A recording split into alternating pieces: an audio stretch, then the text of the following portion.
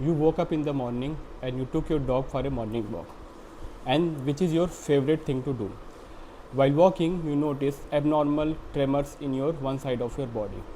At the same time, you feel stiffness in your leg, and while walking, you froze to the ground. You are not able to walk.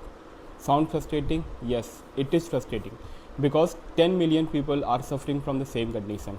This is known as Parkinson's disease, and yet after 200 years of its discovery, we are still looking for cure.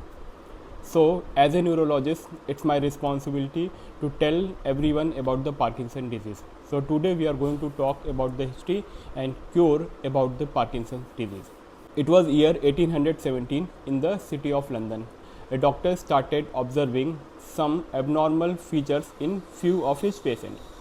He noticed some of his patients having abnormal tremors in one side of the body, and he observed 6 such patients in his career.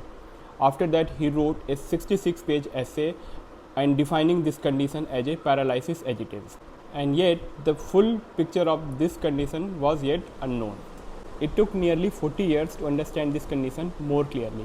Another great neurologist, one of the greatest neurologists of the 19th century, Dr. Charcot, he explained along with the tremor, patients also experience some form of rigidity in their one side of their body.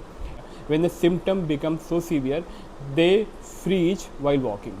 After understanding these conditions, he himself named this condition as a Parkinson's disease in the honor of James Parkinson. Even though we were able to understand the clinical scenario of the Parkinson's disease, but still we were not aware of the pathophysiology.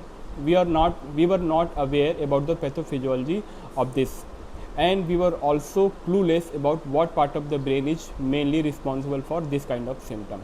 It took another 30 to 40 years. A Russian neuropathologist, what he did, he started looking inside the brain of these patients, and he find that there is a structure inside the brain known as substantia nigra. In patient of Parkinson disease, this structure is significantly thinned or atrophied.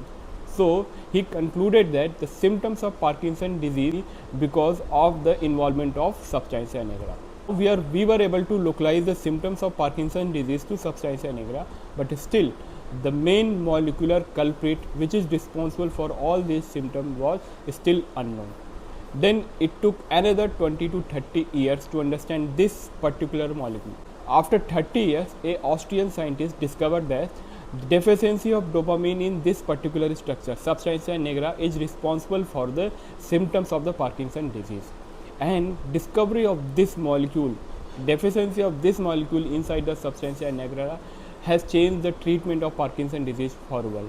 Although not immediately, but within a decade, we have available oral dopamine formulation, and scientists showed that high dose of oral dopamine formulation were able to reverse the symptoms of Parkinson disease, and it was also able to improve those kind of patients who were almost comatose, bedridden for many years. The improvement after dopamine therapy was so good. Even today, after 55 years of research, dopamine based therapy is still the mainstay treatment for the Parkinson disease.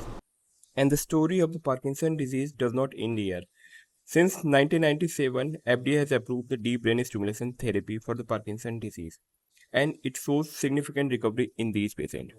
And not only this, soon with the help of gene therapy, we will be able to cure the Parkinson disease permanently.